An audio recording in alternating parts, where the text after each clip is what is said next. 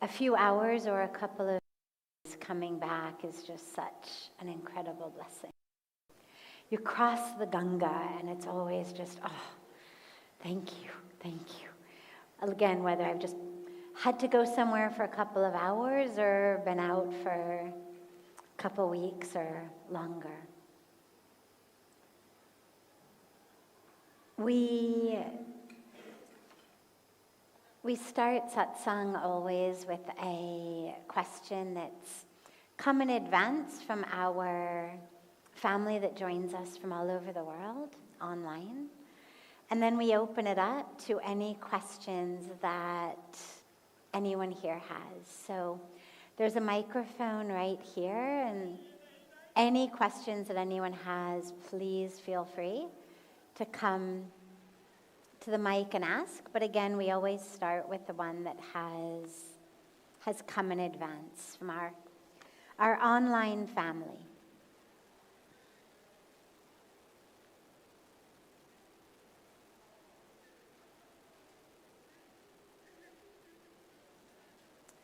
How to differentiate whether going with the flow is God's plan or taking action in response to what comes to the mind. I don't want to have any regrets with going with the flow. This is asked by Sagar Bulchandani on Instagram. How to distinguish between going with the flow or taking action.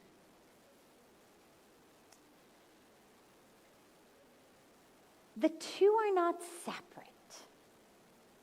God does not say, sit down and do nothing. Going with the flow of the divine's plan is never, in a way that I've ever heard of any scripture or story or instruction, never says, do not do effort, do not engage in action, just sit down literally like an inflatable raft and I will carry you and you do nothing. I don't know of any teaching that tells us that.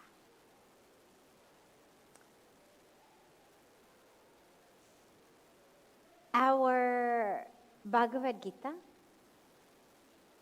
all of our scriptures, in fact, are filled with injunctions to act. And it's not only the Vedic tradition, it's not only the Hindu tradition. If you look at all of the world's traditions and religions, they're all about action, but how to do action. Buddhism speaks very clearly about right action, right livelihood, right relationship. Doesn't say don't act, don't have a livelihood, don't have a relationship. But do all of these things in the right way. The Judeo-Christian tradition gives us 10 commandments. Act, but just make sure that you're not violating any of these principles. So all of our traditions are anchored in the awareness, the assumption, the teaching that we are meant to act. Again, there's nothing I've ever heard that says, sit down, don't do anything, pull out a bag of potato chips and let God take care of the rest. In fact, one of my favorite stories is the story of a man who, and I've heard the story in many ways, I think it's made its rounds across all of the world's religions and traditions. And it's a story of a man who is a great devotee of God, great believer in God. And this major storm comes and a major flood comes. And people tell him, leave your house, like we're evacuating, the waters are rising. And he says, oh no, I have faith, God is going to save me. The floodwaters fill the ground floor of his house, it's all flooded. He goes to the second floor. And a boat goes by his second floor window. And they yell to him through the window, like, come out the window, get in our boat, we'll save you. And he says, oh no, I don't need to get in the boat. God is going to save me. I have faith in God. God will take care of everything. Floodwaters rise. The guy gets on his roof. A helicopter drops down ropes. And they yell, they say, grab on. We'll save you. And he says, oh, I don't need your helicopter. I don't need your ropes. God is going to save me. And of course, the floodwaters rise and the man drowns. And after he dies, when he gets to heaven or the pearly gates or the afterlife, or depending on which religion is telling the story, he always says to God, how could you let me die? Like, I had such faith in you. You know, my whole life was dedicated in faith to you. How could you let me drown? And God says, I sent you a boat. I sent you a helicopter. Like, what else did you want from me? And I love the story, and I love how universally pervasive it is, because it's such a clear point on this teaching. Go with the flow does not mean sit there and drown while the boat goes by, the helicopter goes by, all of your well-wishers tell you, get in the boat, get in the helicopter. We are meant to act. The teachings, the spiritual teachings, are teachings that are meant to guide our actions, not prevent us from acting. There's another beautiful story, as long as we're telling stories, that I love on this, of a group of disciples of a very, very beautiful, very wise Vedantic guru. And they're studying how everything is Brahman. There is nothing but Brahman, nothing but this supreme reality. And they go into the market one day. The guru stays back at the ashram, but the disciples go. And they're in the street, and the Mahavit, who's the guy who goes with the elephants. You know, there's always a guy with the elephants. So he's called the Mahavit. And he starts shouting, get out of the way, elephant's gone wild, wild elephant, get out of the way, get out of the way. Run. And this one disciple says, now wait. My guru taught us everything is Brahman.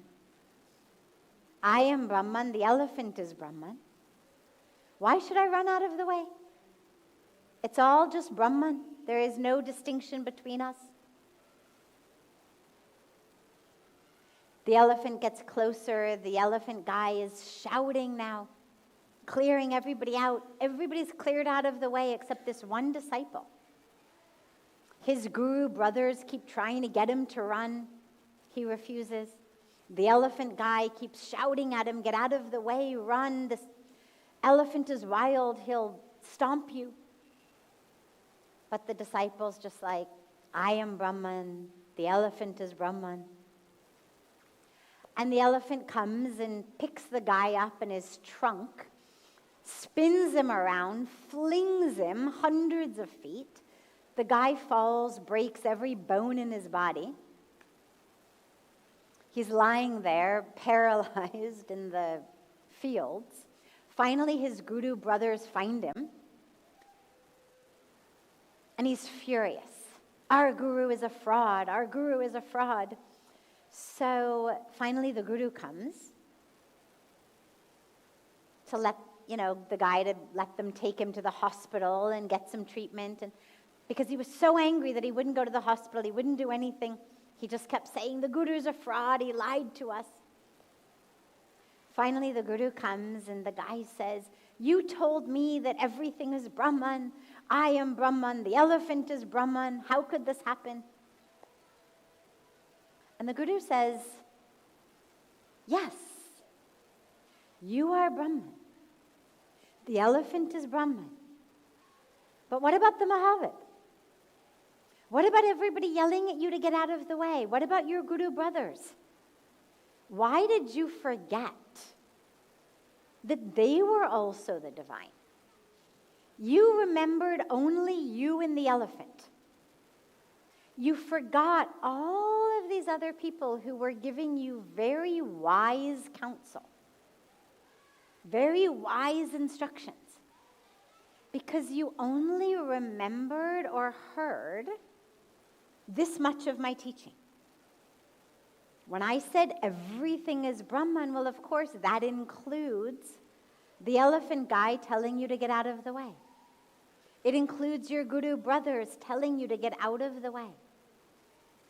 So we now have two stories, both pointing to the truth and the fact that action and faith go together. They are not mutually exclusive. It's not believe in God and so do nothing. Going with the flow means when God sends you the boat, get in it. When the elephant guy is telling you get out of the way, do it. When you open up the Bhagavad Gita to a passage that is giving you inspiration for that day, follow it. When the universe gives you skills, abilities, resources, opportunities, use them. Everything we are given is meant to teach us, guide us into right action. Whether you assume it's going to come from the divine voice within or you say going with the flow of God's plan, they should be one and the same. If the voice in your head tells you something different than the flow of God's plan, it means that the voice in your head is not the divine voice. It means it's the voice of fear or the voice of desire or the voice of a pattern from your childhood. It means it's not the divine voice. Otherwise, the internal voice should be guiding us exactly into God's flow. So, should you listen to this or that? Yes. Yes to both. But if you find that they're not in alignment, it means you need to meditate a little bit more deeply, and understand where the voice in your head might be guiding you away from God's flow, or where what you see that you think is God's flow might actually not be. So there's somewhere that there's ignorance and illusion and lack of alignment. When our vision is clear and we're in alignment, those two are exactly the same. Wonderful. Other questions that anyone here has? Please feel free to come to the mic, of course.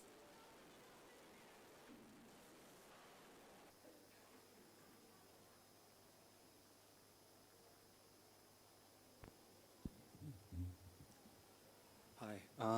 So, namaste, first of all. Namaste. My question is about speaking truth, and I guess it's like fear as well, or the fear of speaking truth, rather, right? Because this is an issue that's been, like, I've been facing. It's like, wanting to create positive change, right? Not wanting to run away from battles, how Arjuna would have felt, in Bhagavad Gita, this kind of thing. Like creating change, positive change in the world.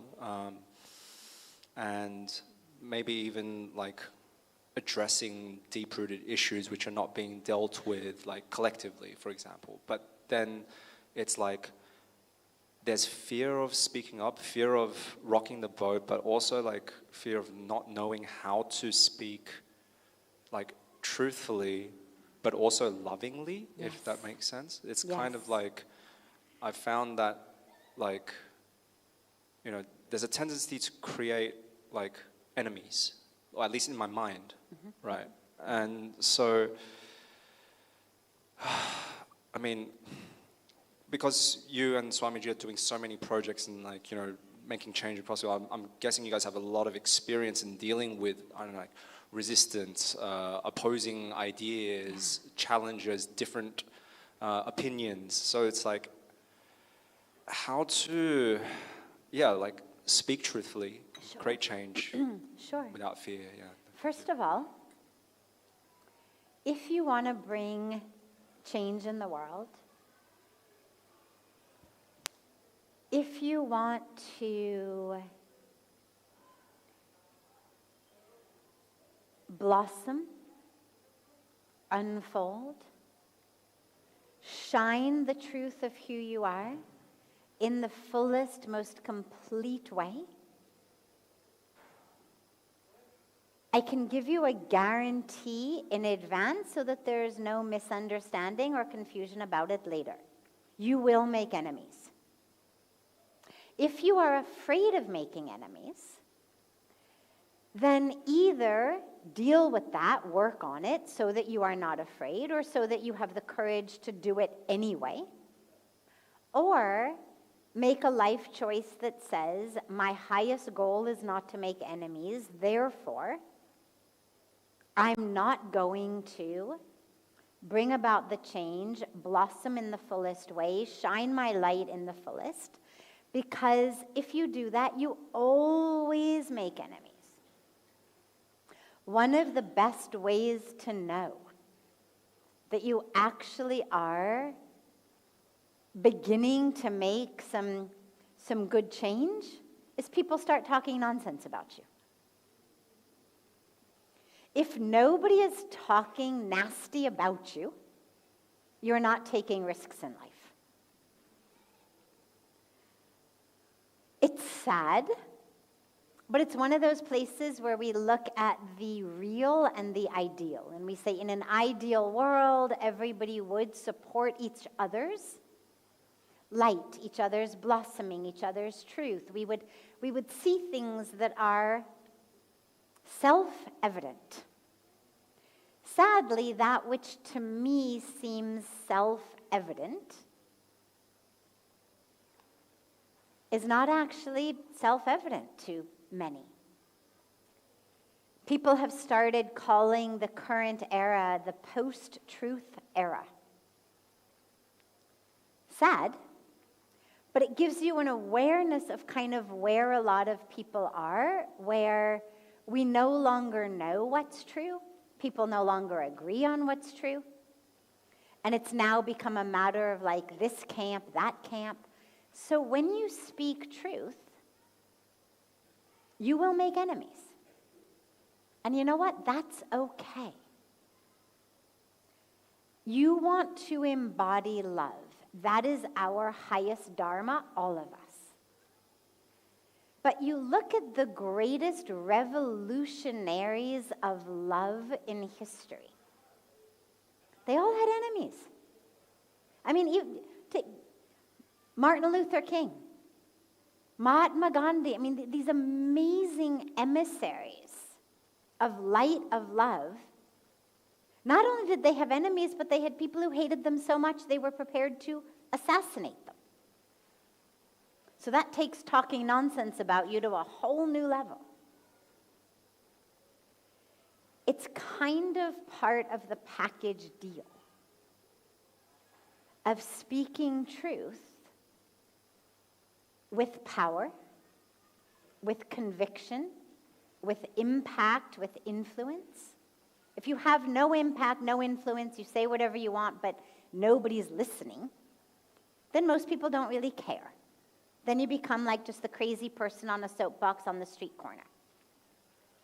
But the minute that people actually start listening, the minute that it looks like you might have some impact, some influence, you will have enemies.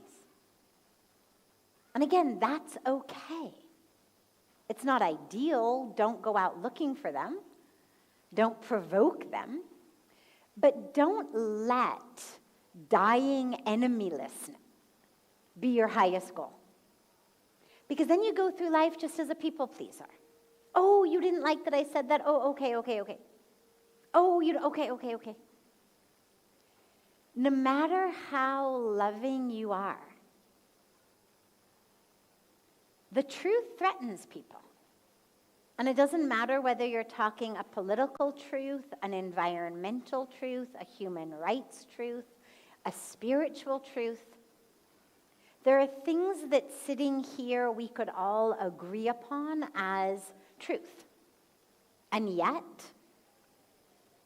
as each of us takes those truths into the world, every single one of us will find enemies to it. I've seen it many, many, many times. Like ferociousness. You're like, hey, we're just preaching love and peace here, but there is a ferocity sometimes. And this is part of the human condition when we don't look at our stuff. We become triggered. Your truth, your light, your love, I guarantee you will trigger other people. And shine it anyway. Because nobody is here with the life dharma of I promise not to rock the boat.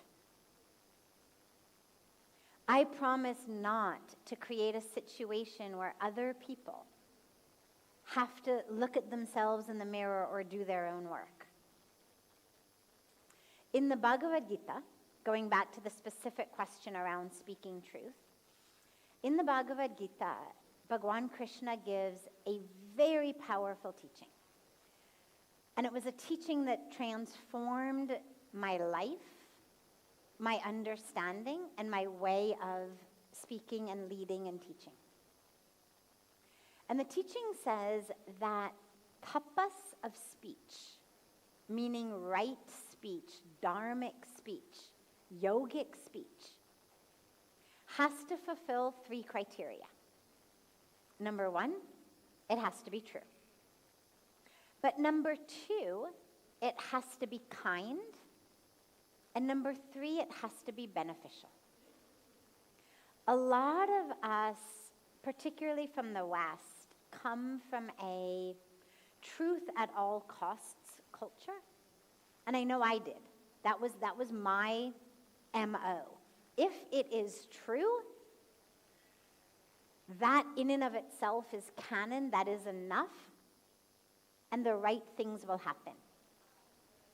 But you learn that isn't always enough. I'll tell you a personal story. The other stories are teaching stories. This is a personal story. There's a lesson here as well, but it's a personal story. When I was 16 years old, 16 and a half, my boyfriend, who we thought we were soulmates, love of my life, in a way that you can only love when you're 16, 17 years old. There's something very precious about it. He's still one of my best friends in the world. But anyway, so he's a year older than I am. And at the beginning of my senior year of high school, he went off to college. And my dad is a divorce attorney. He has now spent more than 50 years getting people divorced. At that time, it was less, but, he had already spent, 10, 15 years getting people divorced. He already had a very clear idea about relationships. I can still picture us sitting in this little, diner near the house, and him saying to me, so what's your plan with Eric? He's going off to college, and you're still here, and what are you guys going to do? And I said, well, we are soulmates, so of course we're going to be together forever. I said, but we're going to have an open relationship because I'm here, he's there. So we're going to be free to date other people, but we're going to be totally honest about it and tell each other everything. And my dad, in what to me is truly like blue ribbon, gold medal parenting skills of a teenager, did not say, "Are you crazy?" He said, so let me get this straight. He said, you're going to date other people, tell each other about it, and stay together forever. I said, yes, of course. So he paused. And then he said, and feel free, any of you who are parents or grandparents or aunts or uncles or mentors of teenagers, he then said perhaps one of the best lines in truly the history of parenting a teenager.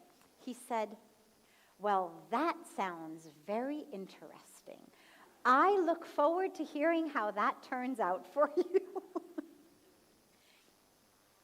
I share the story because, of course, as everybody laughs, we realize that probably not going to work out so well.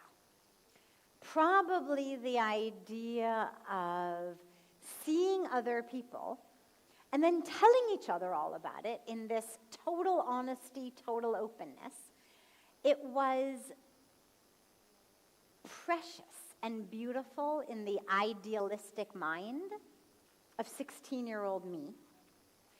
But 10 years later, when I had come to India and been handed a copy of the Bhagavad Gita and picked it up, I was like, oh, oh. So just being true isn't enough. It has to be kind, and it has to be beneficial. And this is where that real yoga of speech comes. Is what I'm going to say true, but nobody can hear it anyway, and all it's going to do is create animosity? There's no point. The point of our speech is to create some kind of change. Whether just I say I love you and then you're happy, a change in your heart, or whether I say something from a podium and it changes how people think and live. Whether you say something to a loved one, however you say it. The point of speech is to have a ripple impact of goodness. Otherwise, you end up with that fourth criterion, which is, does it improve upon the silence? Because remember, silence is always an option as well. If what you have to say is not true, kind, and beneficial, well, then it doesn't improve upon the silence, so it's better to stay quiet. Let your energy work. Let your silence work. And so for you, in terms of wanting to create positive change, ask yourself, how can you speak the truth in a way that is kind and beneficial? For example, in closing, I'll give you another personal story. So I became a vegetarian at the age of 15, and I was a visceral vegetarian.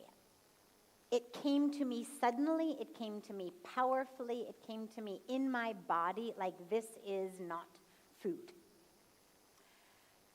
And I then became what my friends called a vegeterrorist.